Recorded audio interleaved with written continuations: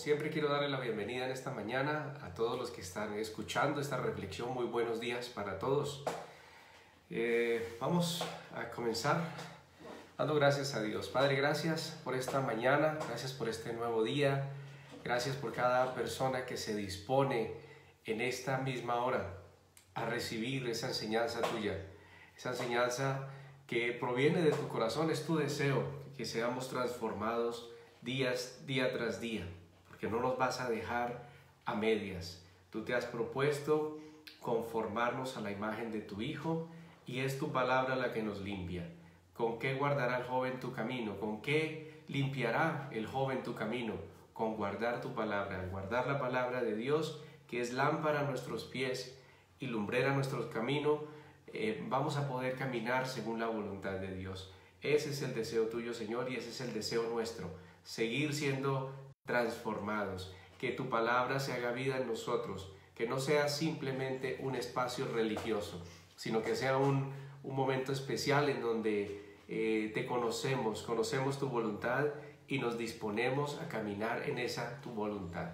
Gracias, Señor, te damos en el nombre poderoso de nuestro Señor Jesucristo. Te entregamos este tiempo. Buenos días a todos, buenos días Eduardo, Liliana, bueno, y todos los demás, todos los que están allí conectaditos, bienvenidos, gracias por acompañarnos. Me da mucho gusto saber que no estoy aquí hablando solo, que sé que Dios está atrayendo más y más personas a escucharlo a Él. No invitamos a nadie a buscar una religión o la otra, buscamos que cada uno pueda acercarse cada día más a Dios, que conscientemente y voluntariamente cada uno afirme esa relación con Dios a través de la oración diaria, a través de la lectura de la palabra de Dios y a través de una dependencia continua del Espíritu Santo. Lo que estamos haciendo en este tiempo es afirmando nuestras vidas porque queremos crecer en el conocimiento de Dios, queremos crecer espiritualmente y eso se va a ver reflejado en todas las áreas de nuestras vidas. Hemos hablado de aquellas cosas que nos ayudan a crecer y las voy a recordar en lo posible todos los días. Recuerden que lo principal es primero tener a Cristo como único Señor y Salvador. Segundo es buscar la presencia de Dios todos los días por medio de la oración de una manera muy sencilla, pero de una manera muy fluida y natural. Dios no espera que adquieras una actitud mística o religiosa. Él espera una relación fluida con sus hijos, así como yo espero que mis hijos se acerquen a mí de una manera natural, con respeto, pero en la confianza de saber que están delante de su Padre. Esa es la relación que Dios quiere mantener con sus hijos. La lectura de su palabra es la que nos va a afirmar en la voluntad de Dios. En el caminar con Dios, en el caminar en la vida espiritual, podemos escuchar muchas voces. Antes de leer la Biblia, antes de buscar a Dios, antes de orar, escuchábamos muchísimas voces.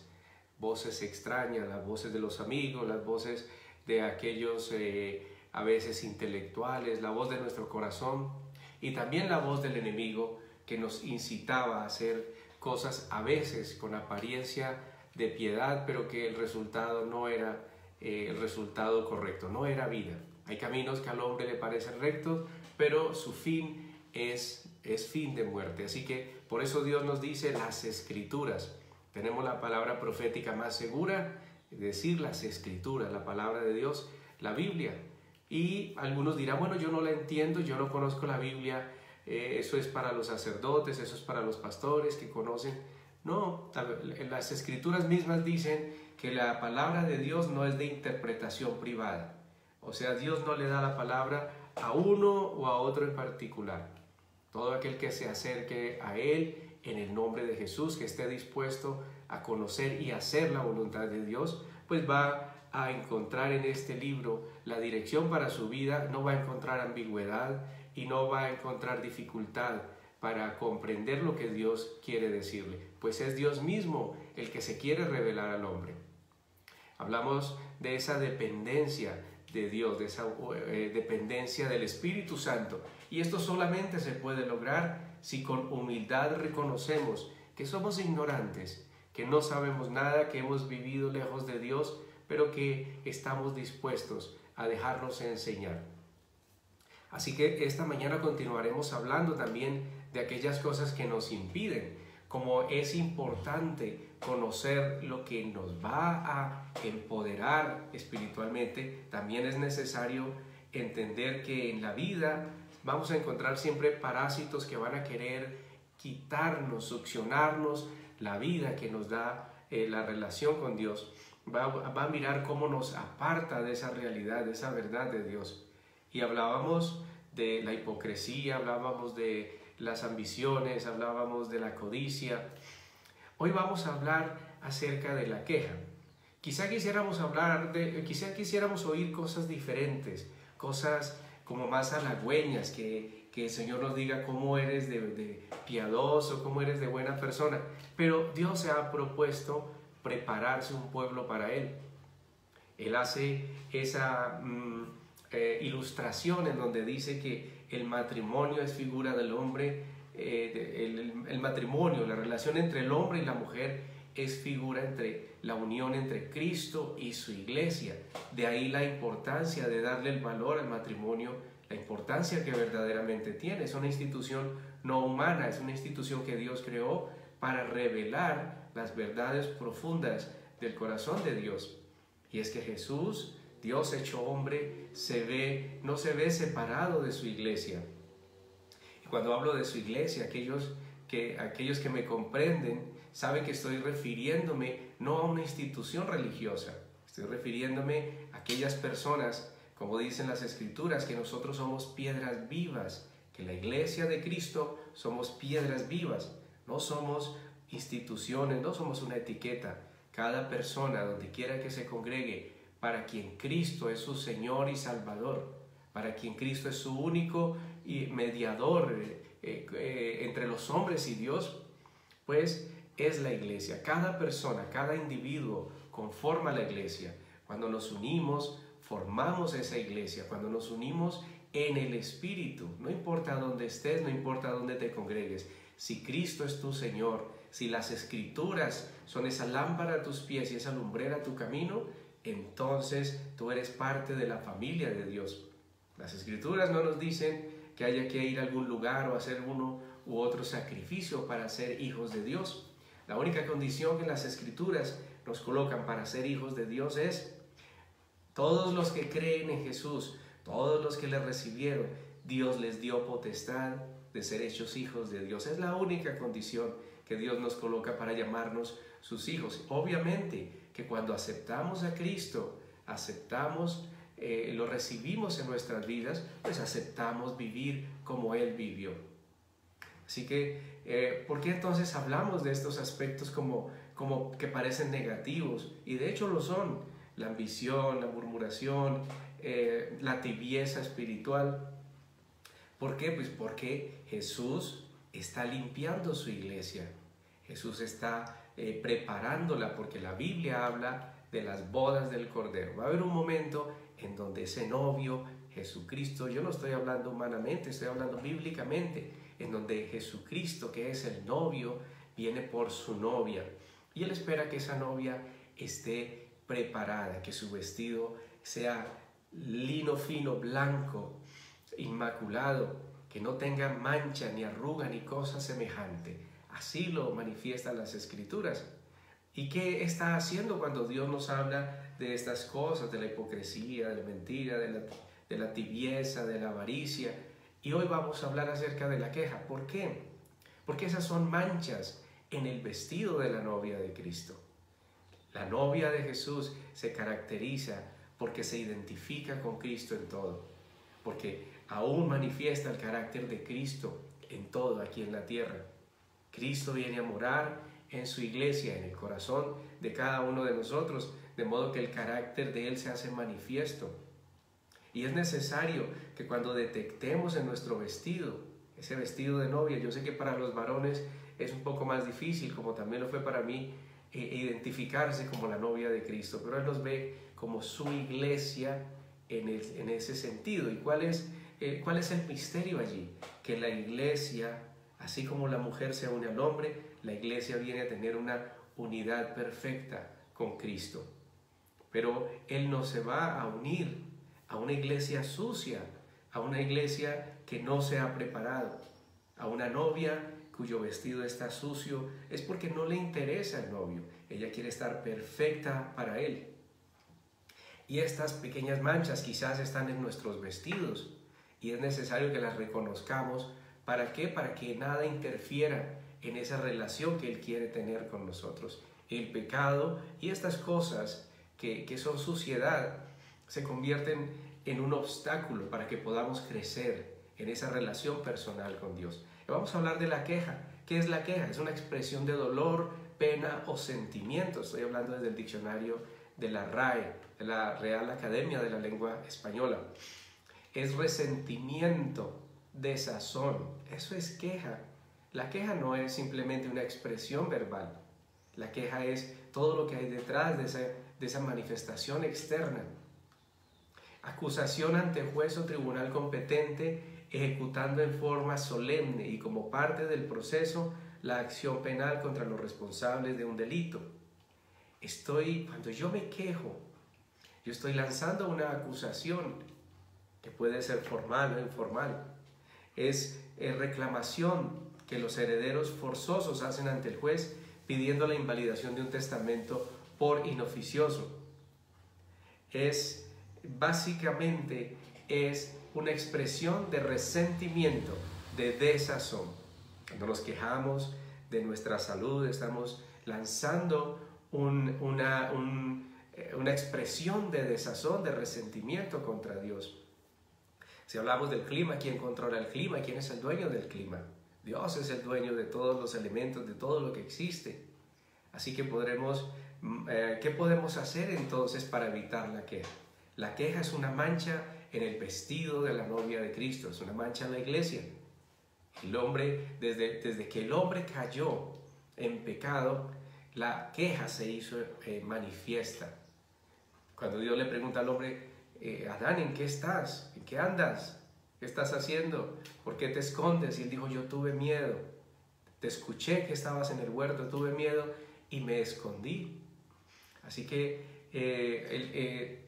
Dios le dice, con que comiste del fruto que te dije, del árbol que te dije que no comieras. Y ahí viene el hombre quejándose contra la mujer, donde él dice, la mujer que tú me diste por compañera, ella me dio del árbol y yo lo comí. O sea, ya él se quejó de ella, no admitió su responsabilidad.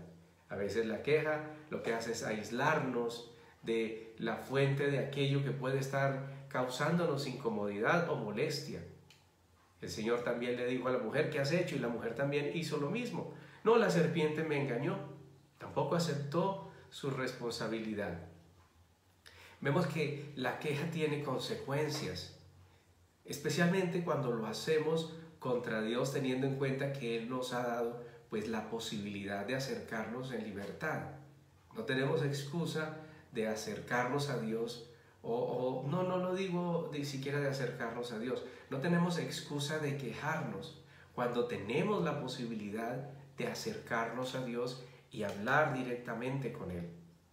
Él dijo que Él dio a su Hijo unigénito para que fuera a la cruz, para que nosotros pudiéramos reconciliarnos con Dios, y de esta manera el hombre no tiene excusa de quejarse, porque el hombre puede venir y hablar sus circunstancias con Él. Números 11:1. Vemos lo siguiente, vemos cómo cuando el pueblo se quejó, esa queja llegó a los oídos de Dios. Todo lo que sale de tu boca llega a los oídos de Dios. Dice que Dios oyó esta queja y que ardió su ira y se encendió en fuego contra ellos y consumió uno de los extremos del campamento. Fue terrible ese momento. ¿Por qué? Porque el pueblo estaba quejándose cuando pedían alimento del que comían antes en Egipto. Recuerden que Egipto representa el mundo. Ay, cómo vivíamos de bueno antes, miren cómo pasábamos de bueno. Eran esclavos y estaban anhelando regresar allá a Egipto, a seguir comiendo del alimento con que allí les nutrían. Y así que no lo presentaron delante de Dios como una petición, lo hicieron como una queja. Ellos se quejaron y esa queja llegó hasta los oídos del Señor. También ahí el mismo libro de Números nos muestra cómo en el capítulo 21, versículo 5, el pueblo empezó a hablar mal de Dios y de Moisés. Mira la pregunta que ellos hacen: ¿por qué nos sacaste para morir en el desierto? No se lo estaban diciendo a Dios, se lo dijeron a Moisés. Se quejaron contra el hombre. Nos quejamos contra los gobernantes, nos quejamos contra las personas, nos quejamos de los jefes. Y eso ofende a Dios, eso llega a Dios como murmuración, como un reclamo, como una queja, con un resentimiento, cuando tenemos la opción de orar por ellos, cuando tenemos la opción de decir: Señor, danos gobernantes conforme a tu corazón. Dale ojos a estos hombres para que te vean, oídos para que te vean. Permíteles entender que ellos darán cuenta de todo lo que ellos hagan o dejen de hacer. No es la queja la salida. Dios nos dio la oportunidad de venir delante de Él. Dios nos dio la oportunidad de venir y hablar de todas aquellas cosas que nos incomodan, que nos molestan. Pero cuando lo comentamos con otras personas, cuando lo declaramos a otras personas y no venimos a Dios, sucede lo mismo que sucedió con el pueblo. Ellos vinieron y pusieron la queja a Moisés. Miren que ellos no tenían a Dios como su Dios. Dios era el Dios de Moisés, no era el Dios de ellos. Y ellos vienen a decirle a Moisés: ¿por qué nos sacaste de Egipto para morir en el desierto? Pero ellos sabían que no había sido Moisés el de la idea de sacarlos de Egipto. Eran esclavos, Dios quería que fueran libres, que le pudieran servir a Él en libertad. Y allá en el desierto, donde no tienes nada a qué aferrarte, pues Dios esperaba que ellos lo miraran a Él, se acercaran a Él. Pero si antes dependían de aquellos quienes los esclavizaban, ahora ellos estaban dependiendo del siervo de Dios, de Moisés. Y todas las quejas que tenían contra Moisés, en realidad las estaban teniendo contra Dios. La queja es un pecado grave. Fíjese cómo la ira de Dios ardía cuando ellos venían en esa actitud de queja. Así que nos quejamos por el sistema. Bueno, hay muchas cosas perversas en el sistema, es cierto, pero oremos para que nuestros gobernantes tomen decisiones sabias y gobiernen delante de Dios. Miren lo que sucedió. Aquí no hay pan ni agua, dicen ellos. ¿Dónde está el pan? ¿Dónde está el agua? Ya nos cansamos de esta comida miserable. Miren los términos que ellos utilizaron para hablarle a Moisés, sabiendo que se estaban quejando era de Dios. Así que el resultado fue el siguiente. Entonces el Señor les envió serpientes venenosas que los mordieron e hicieron que murieran muchísimos de ellos. Dice: el Señor les envió serpientes. El pueblo se acercó a Moisés y les dijo: hemos pecado al hablar mal del Señor y de ti. Pídele al Señor que aparte las serpientes de nosotros. Entonces Moisés oró por el pueblo. O sea, Moisés no vino ante Dios a quejarse del pueblo. Oró por el pueblo, intercedió por ellos. Lo mismo, esa es la actitud que nosotros debemos tomar. ¿Qué fue lo que Dios hizo? Dijo: quiero que hagas esto. Le dijo el Señor a Moisés: hazte una serpiente de bronce y levántala, ponla allá en alto. Y cuando alguno fuere picado por esta serpiente, entonces correrá y mirará la serpiente de bronce que Moisés levantó. Posteriormente vemos al Mesías, a Jesucristo, ya en el Nuevo Testamento, diciendo que de la misma manera como Moisés levantó la serpiente hacia el Hijo del Hombre, Jesús mismo sería levantado. ¿Para qué? Para que todo aquel que mirare a Él sería salvo. Miren la figura. La serpiente representa el pecado. El pecado les mordió, el pecado los estaba matando. Así que Moisés dijo: es necesario que el pecado sea levantado. Y Jesús, al ir a la cruz, llevó en sí mismo el pecado.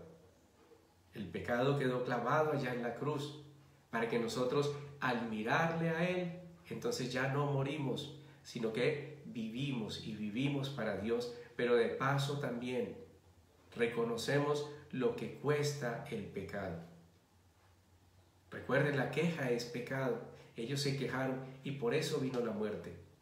Era necesario que la muerte fuese levantada. Jesús fue levantado y llevó la muerte a la cruz.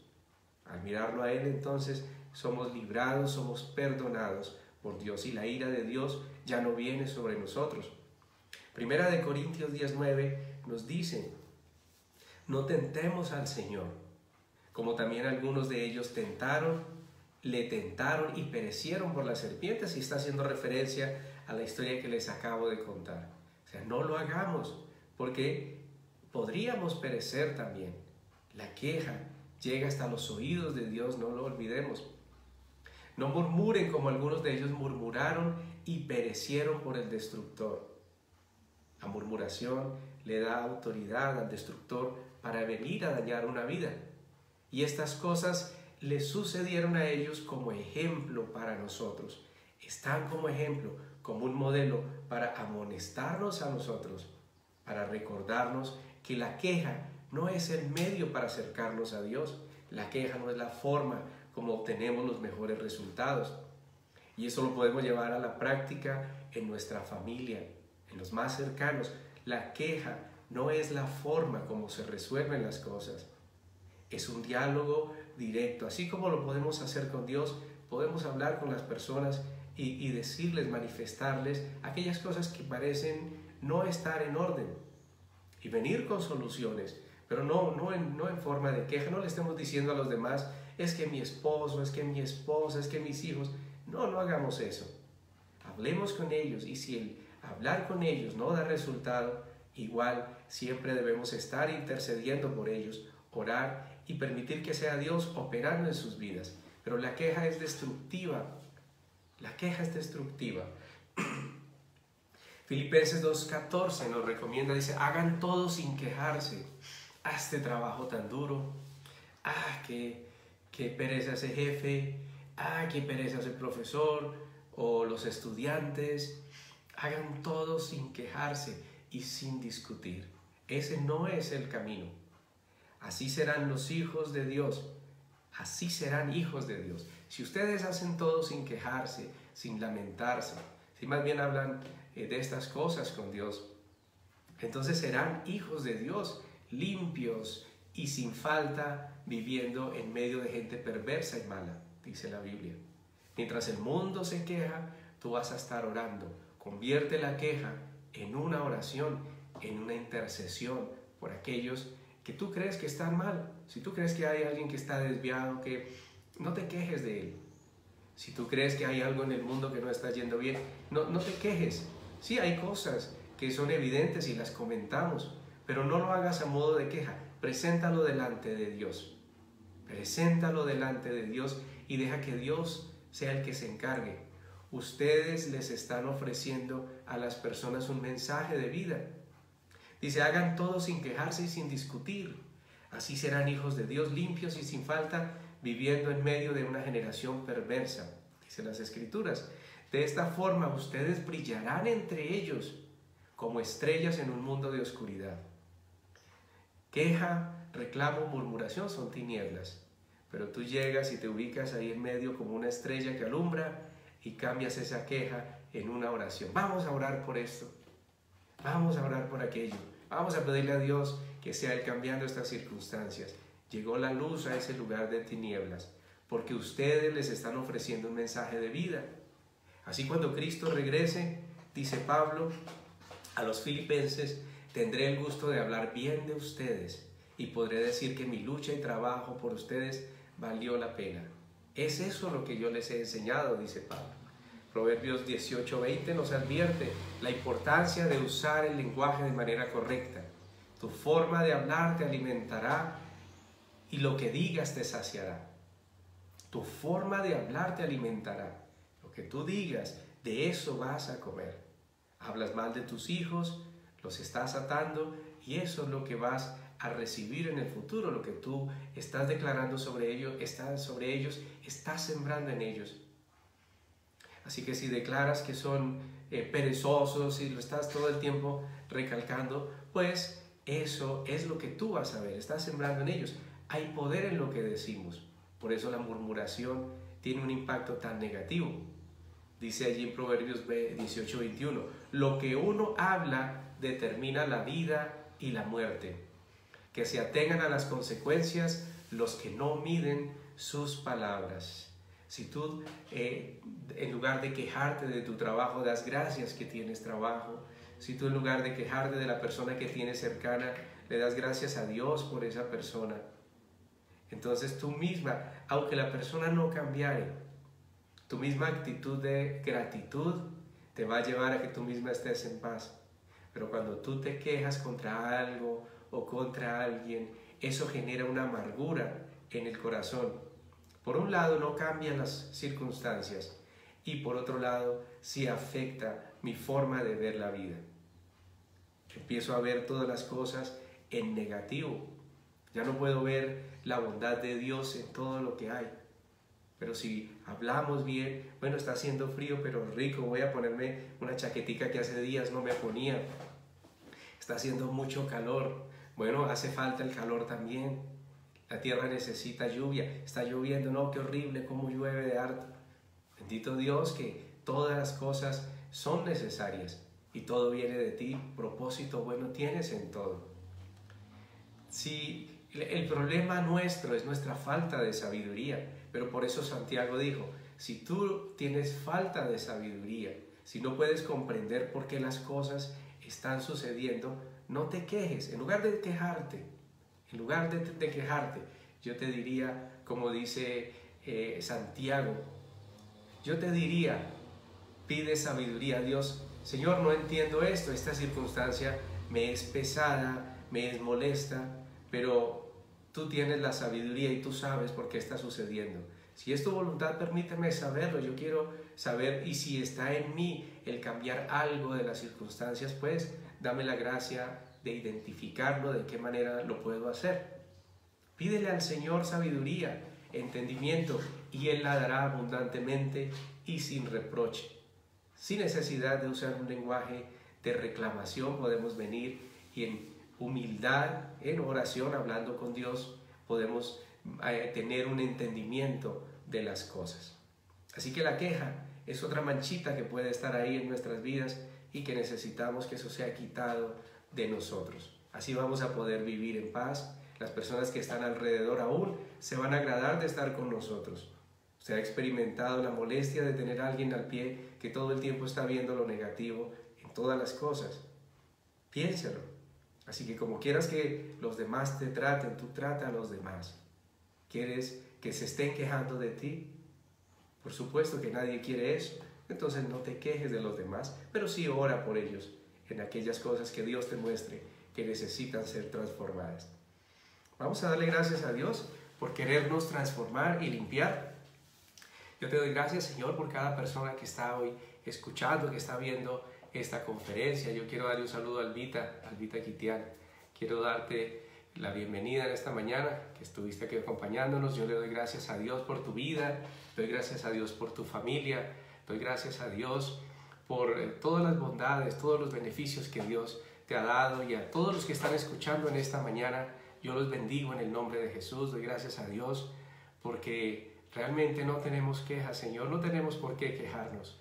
Muchas cosas que han salido mal han sido consecuencia de nuestras omisiones o de nuestros actos, pero otras cosas sencillamente están dentro de tu plan, pero a futuro serán para bien, porque a los que te amamos, Señor, todas las cosas nos ayudan a bien, aun aquellas cosas que no entendemos el día de hoy. Por eso esta mañana te damos gracias, te alabamos, te bendecimos, Señor, en el nombre poderoso de nuestro Señor Jesucristo. Amén. Bueno, familia, a todos gracias por estar aquí, y qué bueno que meditemos en esto, que nos dejemos transformar por Dios, que Él quiere cambiar nuestra vida de modo que podamos disfrutar de todas las cosas que Él nos da, ¿sí? Y sobre todo disfrutar de Él. Él mismo se dio por nosotros y quiere que disfrutemos a través de una relación muy cercana y personal con Él. Convirtamos esa queja, convirtámosla en una oración y empecemos diciéndole gracias, porque aunque no lo entiendo, tú sí sabes lo que estás haciendo, tú conoces el mapa completico. Así que tengan un feliz y maravilloso día.